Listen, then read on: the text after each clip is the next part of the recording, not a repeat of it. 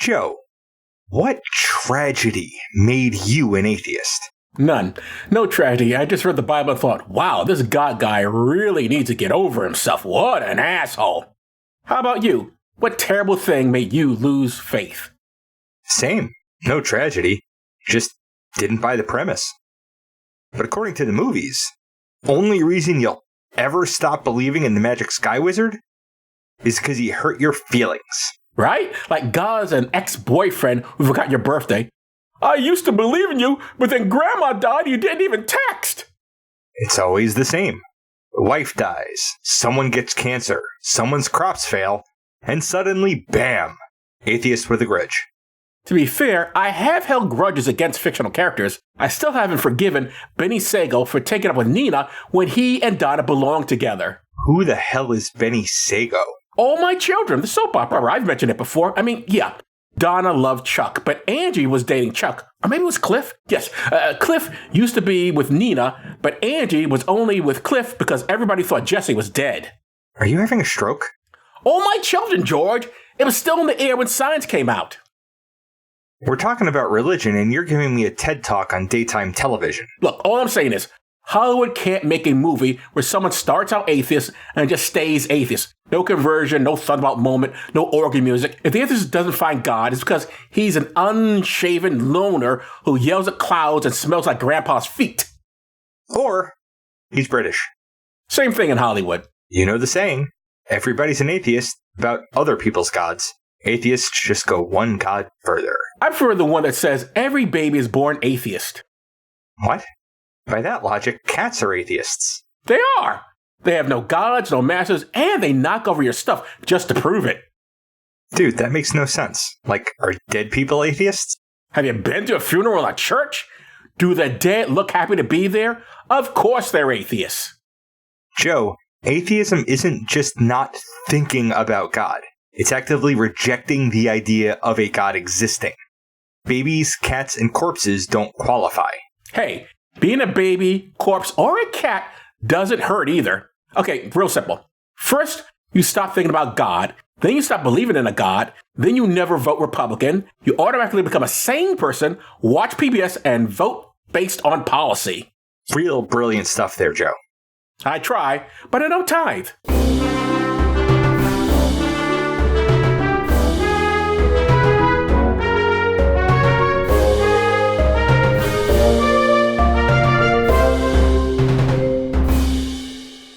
Well, does this still work? The podcast looks over movies and asks, does this still work? I'm Joe Dixon. And I'm George Romaka. And today we're discussing Signs from 2002 and some historical context. First, podcasty stuff. We're excited to announce that we've joined the Creator Accountability Network.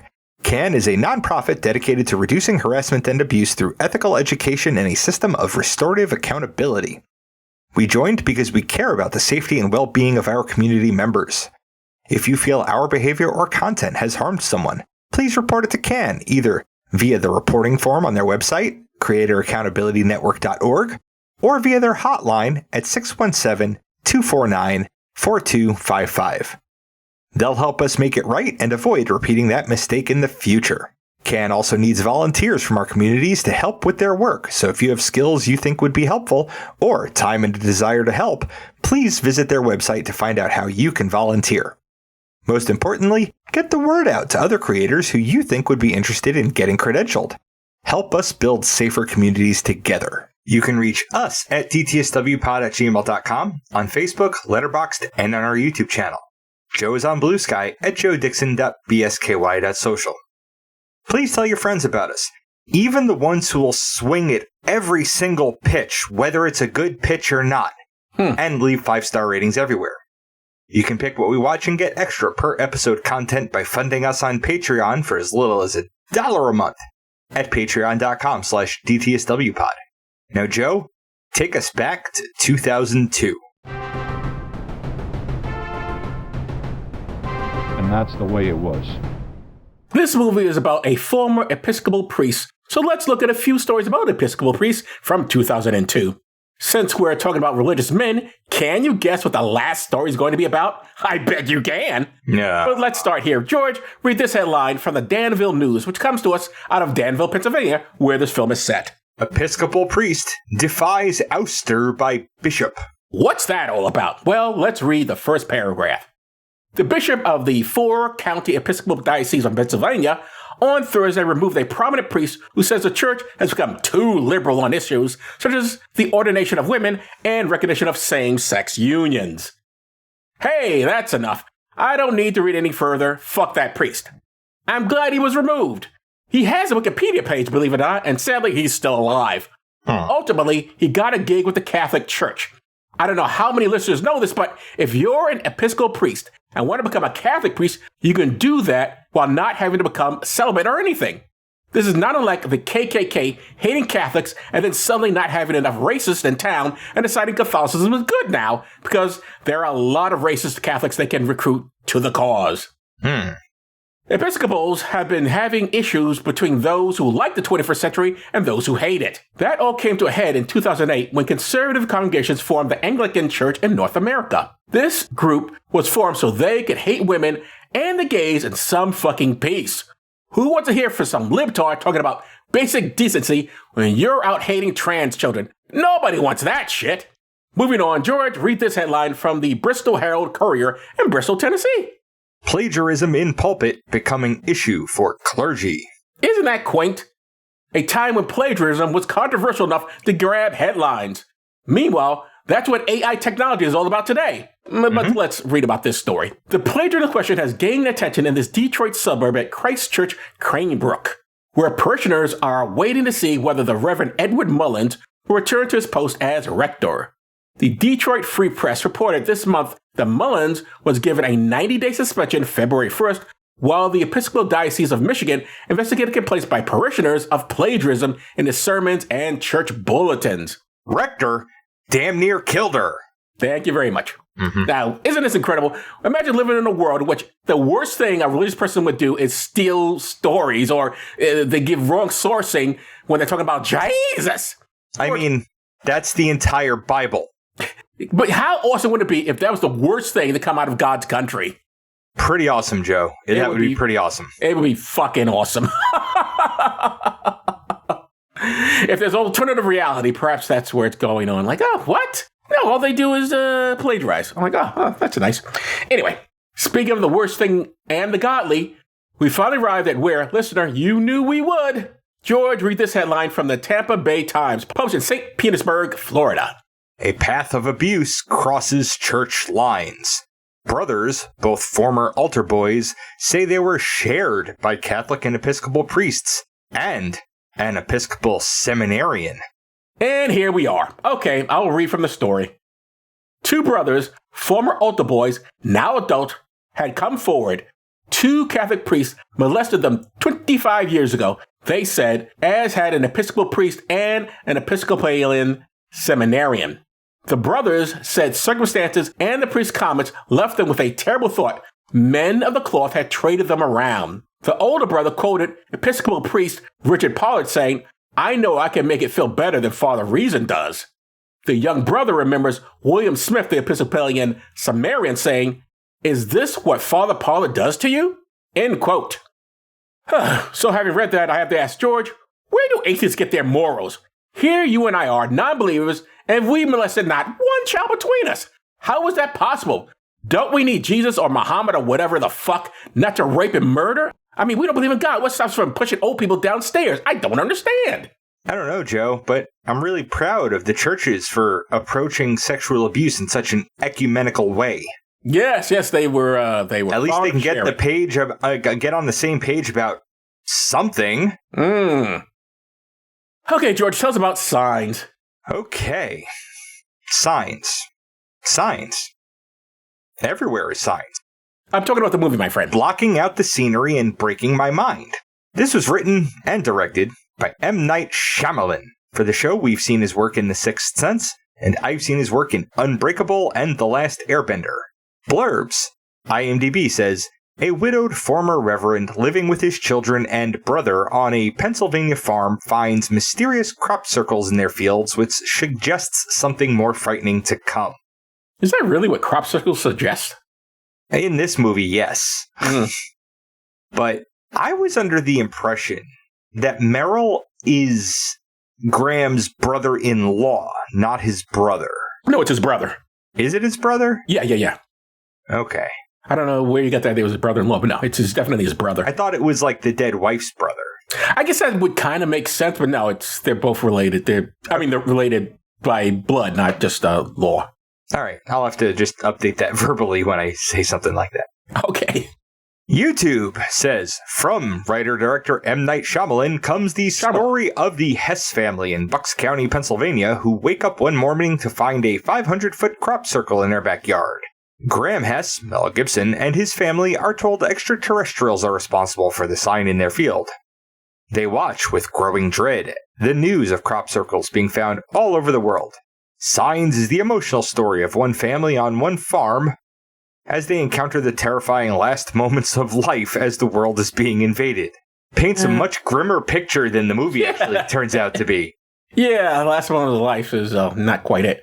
Also, there's certain behaviors that, I don't know, if I was a single man, I would be doing at the last moment, or at least I would get in before maybe I'd go back and join my brother and family. And the brother, for some reason, doesn't seem that interested in doing those things. But maybe that's just me.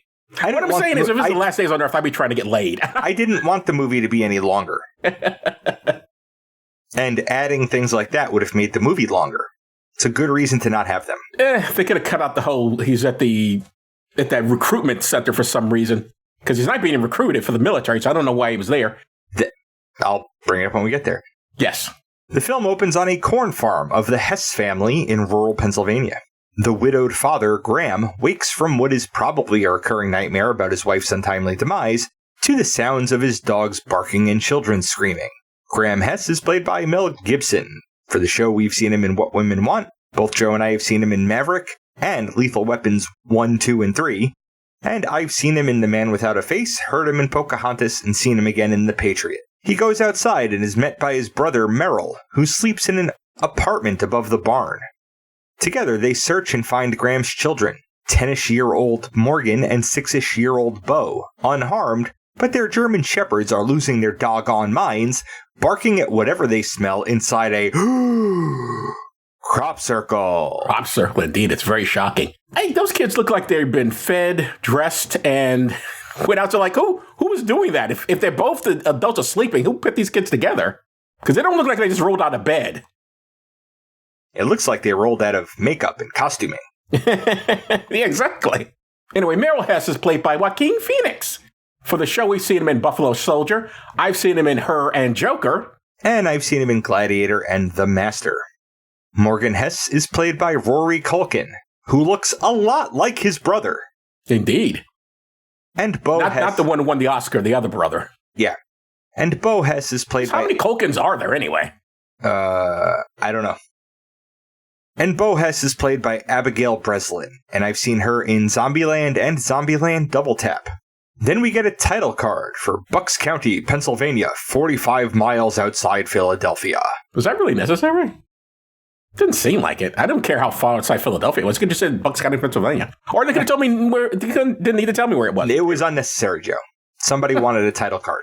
Graham is on the phone with a neighbor whose kids he believes are responsible for the crop circles. After all, every single crop circle known before has turned out to be a human-made hoax, right?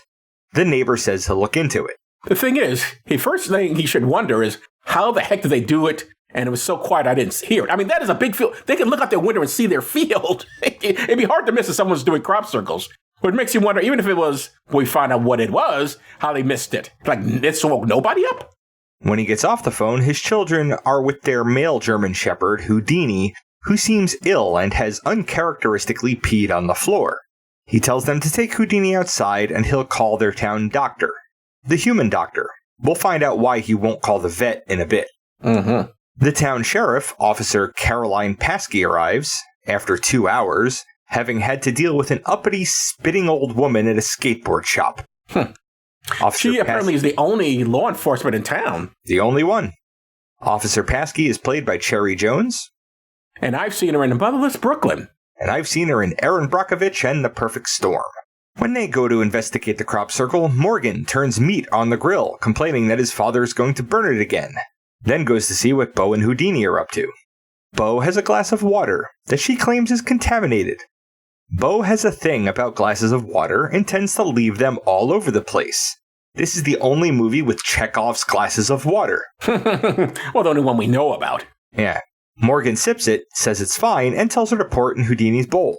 She does, and pushes the bowl towards the dog, who becomes dangerously aggressive. Yeah, I couldn't quite understand that because the water is real, just plain old water. It plays a part in the third act or so, but it's still just water. Mm-hmm. Tap water at that. Yeah. Maybe it would have preferred Avion. Maybe the dog is uppity. Maybe. Dog thinks he's special. He doesn't want that tap water. Over in the cornfield, Graham and Officer Paskey go over some Crop Circle 101. It's not broken. And what kind of machine can bend a stalk of corn over without breaking it? Can't be by hand. It's too perfect. Well, we know that a plank of wood with rope used in just the right manner can actually do that because that's how hoaxsters have made crop circles in the past. Without breaking the stalks of the corn. Indeed. And also, how does he know it's not... what does it mean it can be done by him? It's too perfect. First of all, what is perfection of a crop circle? Right? I mean, it's a lot of hand-waving bullshit to try and sell you on these... Again, every crop circle in history has been a man-made hoax.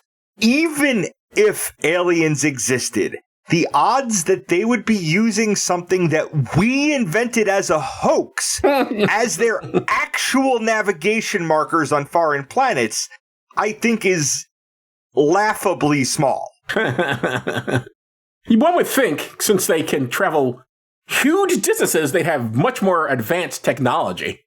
Yep. She doesn't think it was the neighbor kids who are too uncoordinated to urinate without wetting themselves. She also describes other animals acting like the Hesse shepherds. She refers to Graham as father, as he is a former Episcopal priest, and he asks her not to call him that. He'll be doing that for the entire film. Then Graham notices that he doesn't hear his kids. So, all right, before you get into the next bit there, I do have to wonder, okay, he is an Episcopal priest, and everybody calls him father, but he quit. Got it. So would that mean he has a replacement? And yet no one seems to understand that. He seems to have been the only Episcopal priest they had and has ever had and will never have another one. Even though we see the church, presumably that thing is still functioning. Somebody must be running it. Yep. They find the kids near the house. Bo is sitting in a play structure with Morgan on the ground, Houdini next to him dead with the grill fork stuck in his neck. The dog, just in case I said that in a way that made it sound like the kid was dead. Houdini tried to attack Bo and Morgan protected her. The kids are traumatized and we see Morgan hit his asthma inhaler for the first time, making me think he shouldn't have been near a grill at all anyway.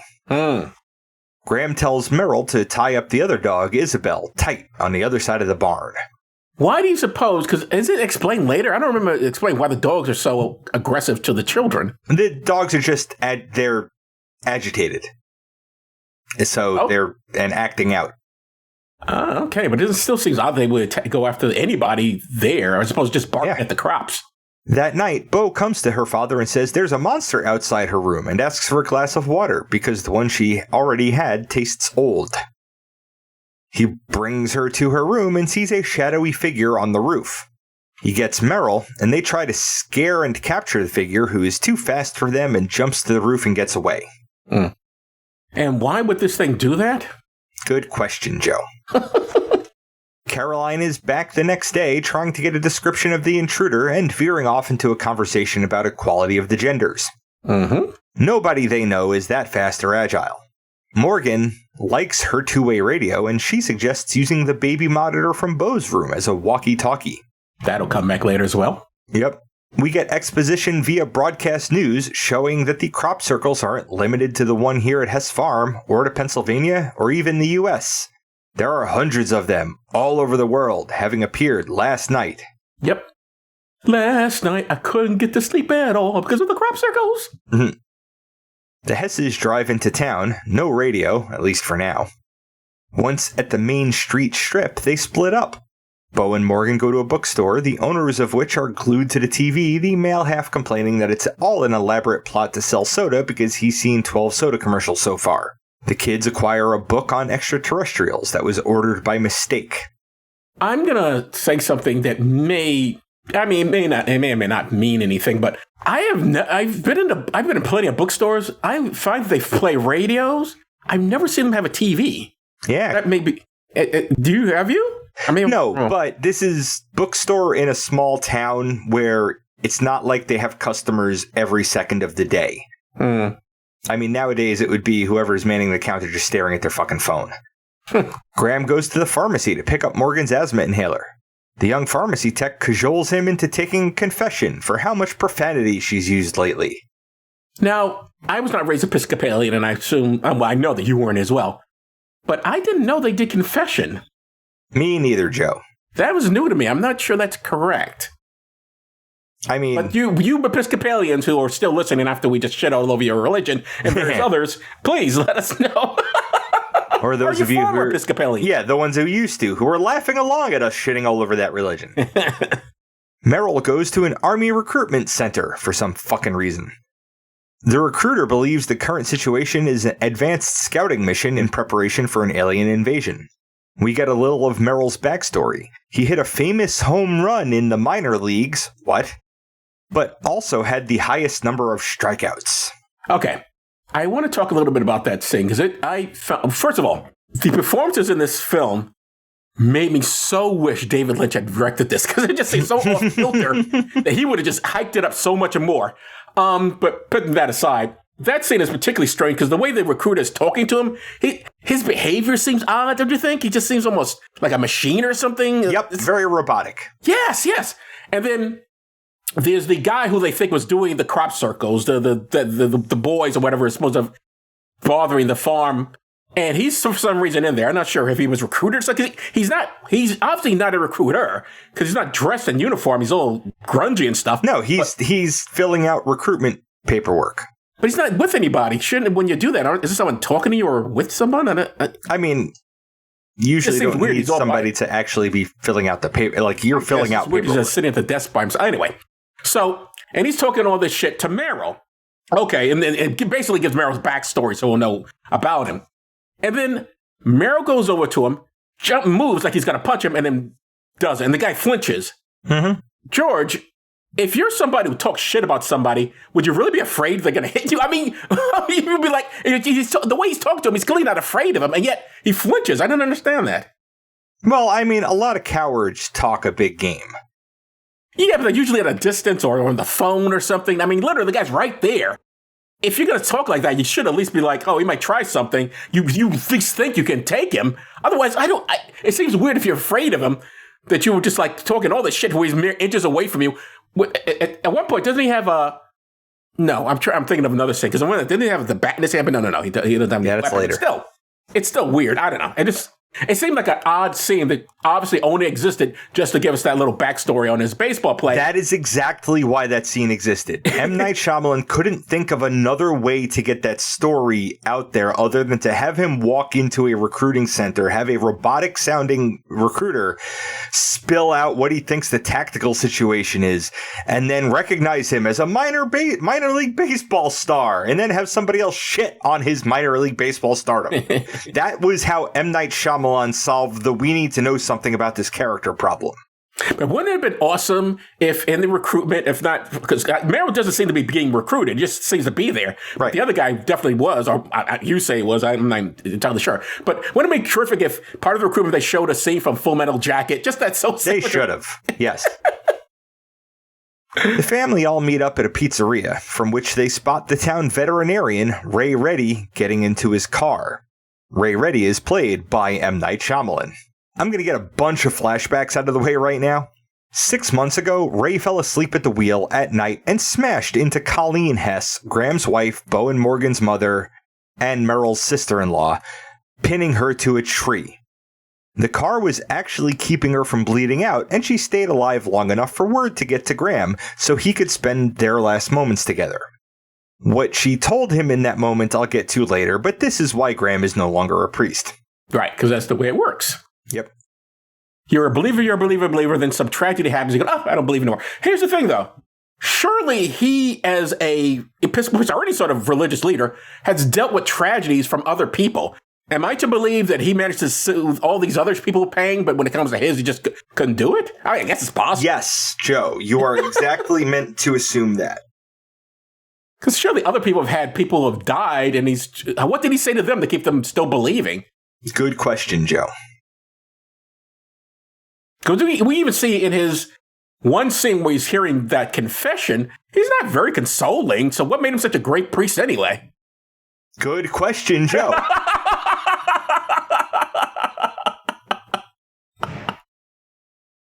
When they get back home, still in the car, after hating on incels for a bit, Morgan turns on that baby monitor and it starts picking up staticky signals that get louder the higher the device is held up. Some of the signals sound like rodent chatter. Mm-hmm. That night, Isabel starts barking at the cornfield. Graham takes a flashlight and goes to investigate. It's a lot of tension and false alarms until he sees a skinny, naked green leg disappear into the crops. He bolts back to the house and suggests they actually watch the news now. Wouldn't it really have to be like, hey, maybe we should stay somewhere else for a little while until they figure out what the hell this is? Well, what the news is going to tell them is that over multiple cities around the world, what look like lighted UFOs have appeared in stationary formations just hovering there. So I don't know that them going anywhere else was actually a better idea. No, I understand, but I'm saying his first thought is let's turn on the news. I suppose his first thought being, let's get the hell out of here. Well, I don't know. Get more information before you make a decision is, I think, the better route to take. I guess that's fair. I mean, maybe not nowadays, given what passes for news. The four watch late into the night, and the children fall asleep. Graham and Meryl have a conversation about faith, belief, and miracles. I believe in miracles, dude. Part of that you sexy thing. Part of that conversation is the end clip. Okay. In the morning, Graham wakes up on the couch alone. Meryl has taken the TV into a closet to protect the children, you see, and has been watching all night. The ships have gone invisible, but birds are flying into them and dying and falling to Earth. Now, I'm not wrong, right? At no point does the Air Force seem to get involved in any of this? I mean, it's never mentioned, right? I mean, what's the Air Force going to do? I don't know, but it just seems odd that there wasn't our Air Forces like going to the ships or something. I mean, they're hovering there, and like at no point, no, we're not the only country with Air Force. Somebody would have flown up there, I would think, or sent rockets or something. Yeah, I don't but know. do you want to initiate battle with a thing that is obviously technologically superior to you, whose intentions you don't know? It just seems very passive. It is. And maybe unrealistically so, but like they haven't done anything threatening yet. So launching missiles probably might not be the best idea. Fair. You don't know. Graham finds the kids up in their room wearing tinfoil hats to keep the aliens from reading their thoughts and reading the book he picked up, which posits that aliens are either hostile or not. Real deep. That's literally true of every human being as well. Yep. Either hostile or not. That's like, oh, where are my keys? Well, they're either inside the house or they're outside the house. Then Graham gets a call that quickly hangs up. He guesses that it's Ray Reddy, so he heads over to his house. He finds a detective as well as an Episcopal priest. Yeah, I mean, maybe he had caller ID too. They could have said that. He finds Ray ready to bolt, his truck loaded with his belongings, bleeding from his side. He goes uncomfortably into how it must have been destiny for him to cream Colleen Hess, and Graham doesn't put his head through the windshield for it.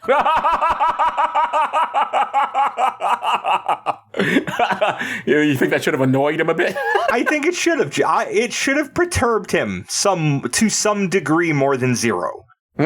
Ray says that some people have noticed the lights tend to not be around water, so he's going to go camp by the lake. Oh, and he's got an alien trapped in his pantry. Then he speeds off.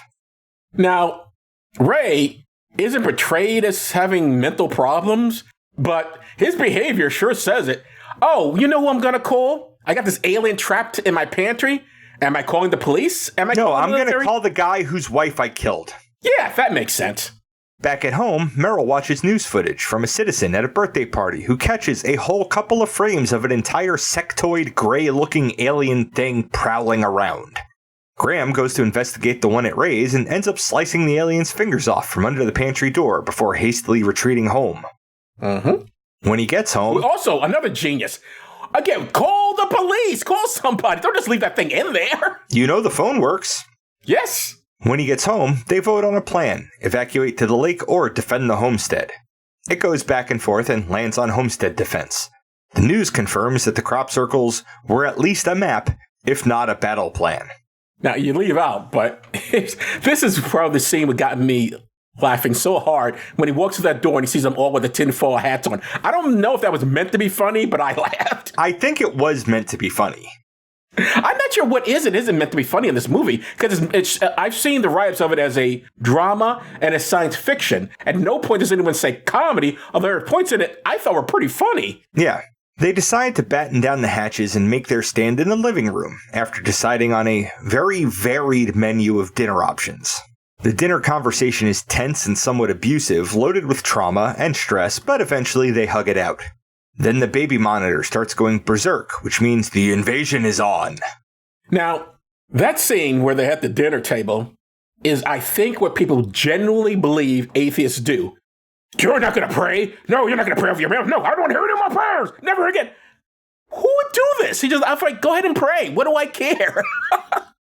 Whenever I'm at a dinner, and because I'm with people who pray, they're like, please, let's say grace. I bow my head, close my eyes, and think of the last time I had sex. I don't even do that. I've also been in places where people, my family's still very religious, and I sometimes go see them. And when I'm there, they'll have a meal, and they'll say, let's pray. And they bow their heads and close their eyes, and I just stare off into space. And then when they're done, we eat. I would never go like, how dare you, don't you pray? I mean, who does that? Yeah, no. What lunatic would do that? Granted, he's the father and he's a kid, but still, like, he's just like, and at no point does Meryl go like, hey, calm down, man. Who cares if they pray or not? Right. It made no sense. While they board up the doors and windows, Graham recounts each of his kids' births to them and what their mother said. They hear Isabel outside going berserk, then hear her whimper, then hear her no more.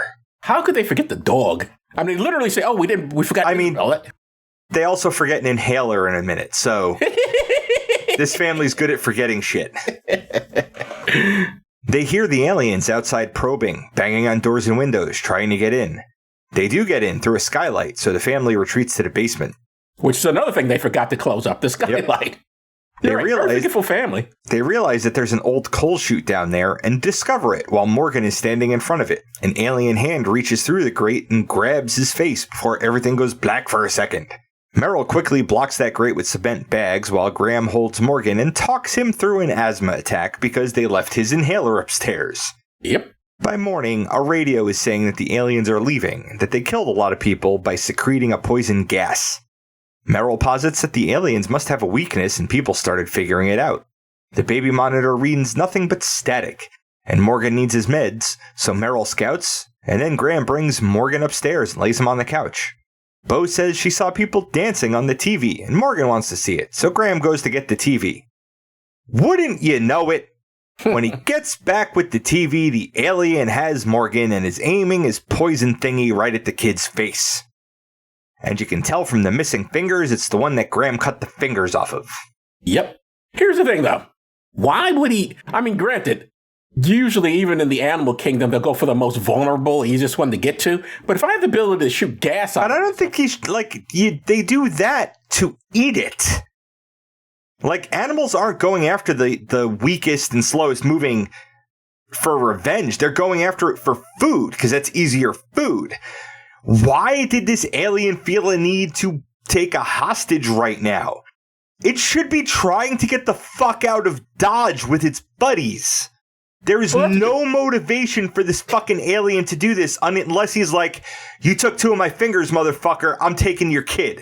What do you think would be more advanced than that? But here's the thing. I mean, you're right. That's a good point. But when I was thinking, like, if I had the ability to shoot gas out of myself, which I do, but that's another story. But I have the poison gas. I would shoot it at the whole family if I'm going to try and kill it. Why shoot at the one kid? Well, because it's not a flamethrower spray. It's like a one spurt. It's like a cologne mister. No, I saw how it looked, but still, you think he'd just spray it around. It obviously doesn't bother him.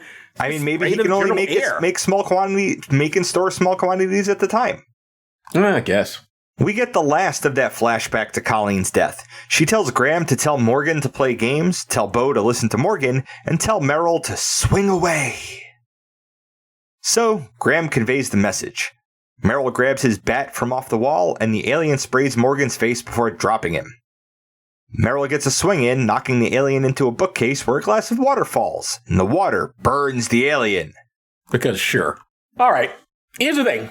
He tells Merrill this in so almost like a code rather than saying, Merrill, get the bat. And how does the alien understands English? Why couldn't he just say that? Or just, even if the alien does understand English, he still doesn't go grab Merrill. No, this is about predestination and fate, and the Colleen's dying, having a prophecy of what needed to be said in a critical moment to make an action happen that had to happen. And the key word in this was to tell Merrill to swing away. That is what sign is. That's why her last words to Graham were, tell Graham to see. Yes, see the signs. Graham, see the signs.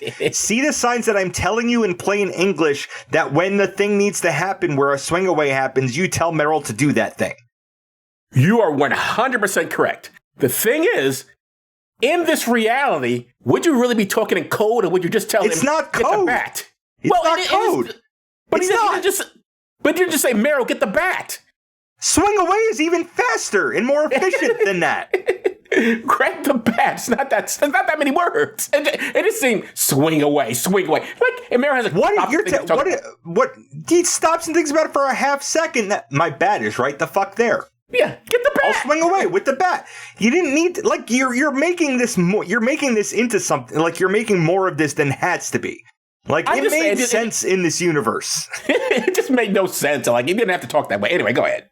So Colleen's dying words were going to be, and tell Merrill, grab the bat. No, not her dying words. I'm just saying. That's the thing, though. That had to fit. That without that, this movie doesn't work at all. It may not work anyway, but that was the sign for this to happen. You 100% are correct. I'm saying you're right. I'm simply saying, in the reality is, who would say that? Just like, get the bat, man. These characters in this universe would. I guess so. Oh, well, because the script says so. Okay. Exactly. So Graham conveys that message. Merrill grabs his bat from the wall. Oh, no, I already said that. Merrill knocks the alien flat. Merrill knocks the alien flat, and a glass of water spills on its head, killing it. By the way, America, God, the Earth is what, 90% water? If you 70. The Earth's surface is 70% water. Okay, so the water is 70% water.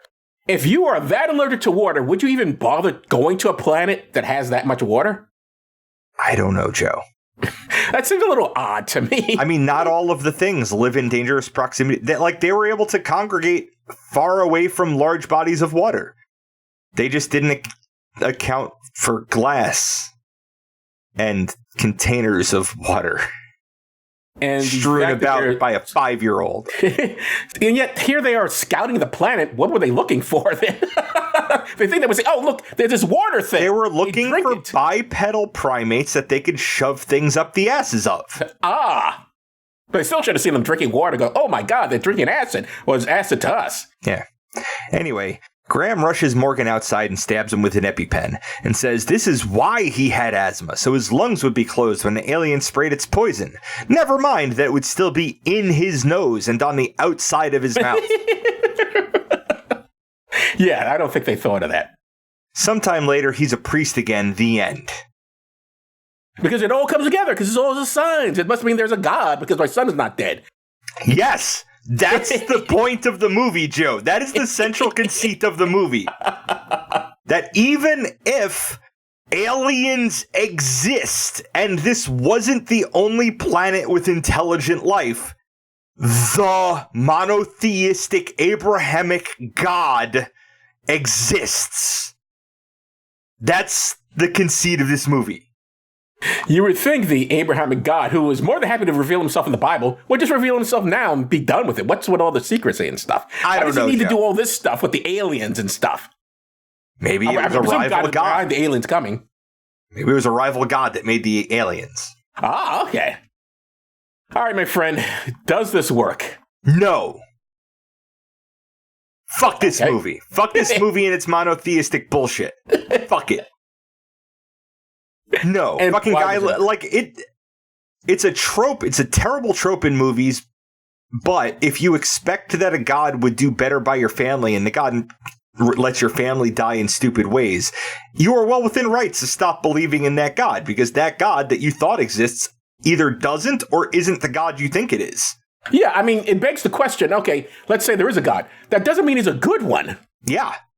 It doesn't mean he's one that needs to be worshipped. So it really, even though the movie seems to say, oh, I guess there's a God now, I'm going to worship and believe it, it really doesn't cover, like, well, why would a God let this happen? Why would this happen? Why would, you know what I mean?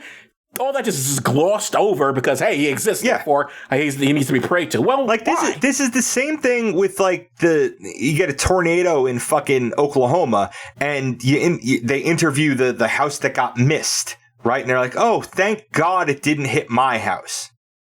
So you're saying, fuck my neighbor, they must have deserved it. So they even say, before they even come upstairs, on the radio, these aliens killed a lot of people, but it didn't kill Morgan, so there's a God. And it didn't kill Morgan's son, even more importantly.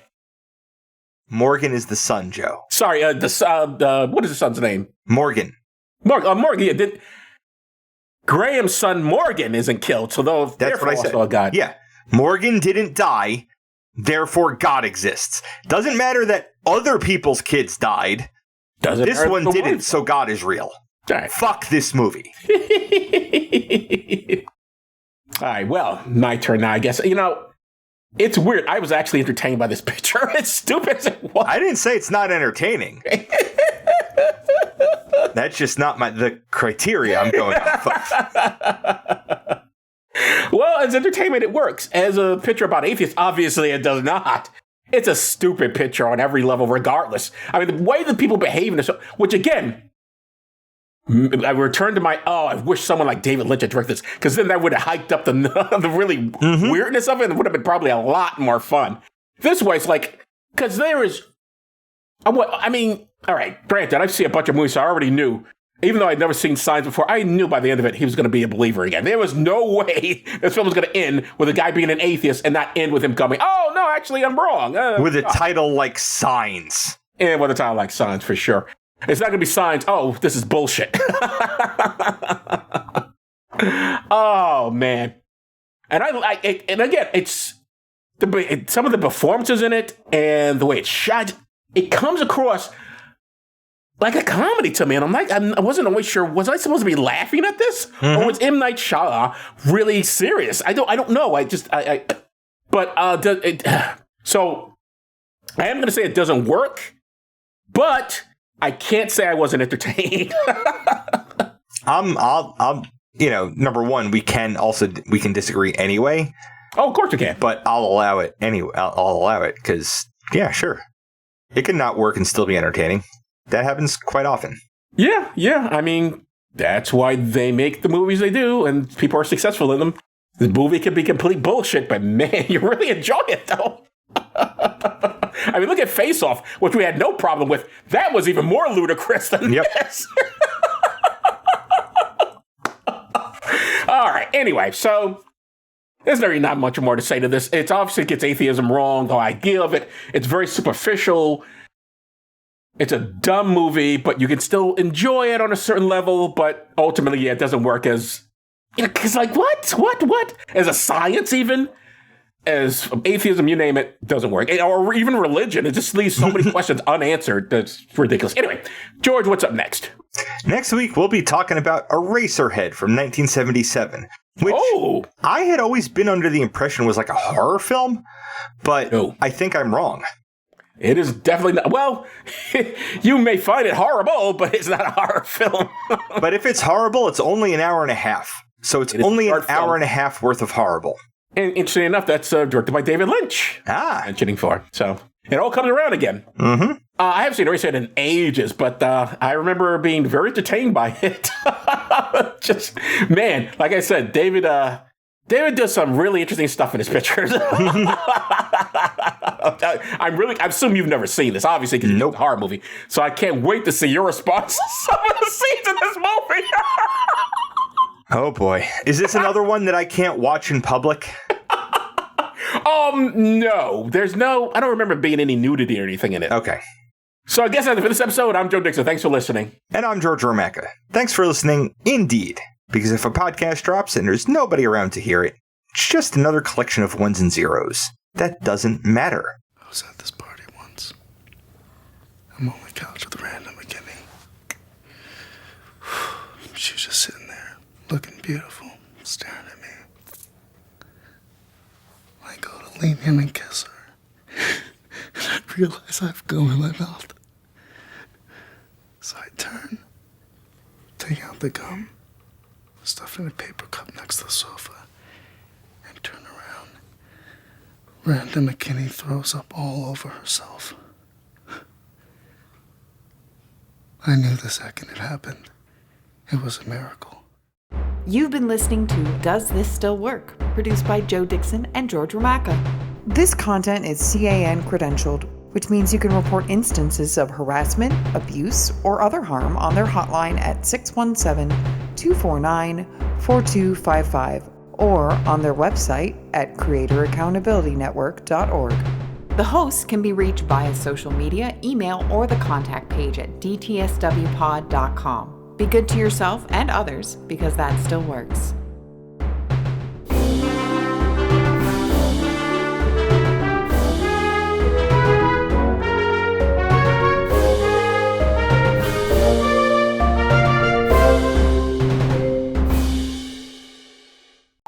For the show we've seen his work in the Sixth Sense. It's Shyamalan. I know it may not look like that. If they say Shyamalan, I don't know why. You hear that? Yeah. It's Shyamalan. There's an N. Shyamalan? His name is pronounced with an N. I guarantee if you listen to it, they'll say Shyamalan. I disagree. I've heard his name pronounced too. I'm going to pronounce it how I'm pronouncing it. We're going to start with no stupid questions. Why do people make their bed every day? From stupid questions. If finger not supposed to go in nose hole, then why nose hole finger shaped? So random question. Does anyone here, I guess on Reddit, ever window shop and return home with nothing but the clothes you're wearing? So back to no stupid questions. Why can I be too drunk to consent to sex, but not for gambling? So, stupid questions. What is the actual oldest trick in the book? Random question. How many claps does it take to become an applause?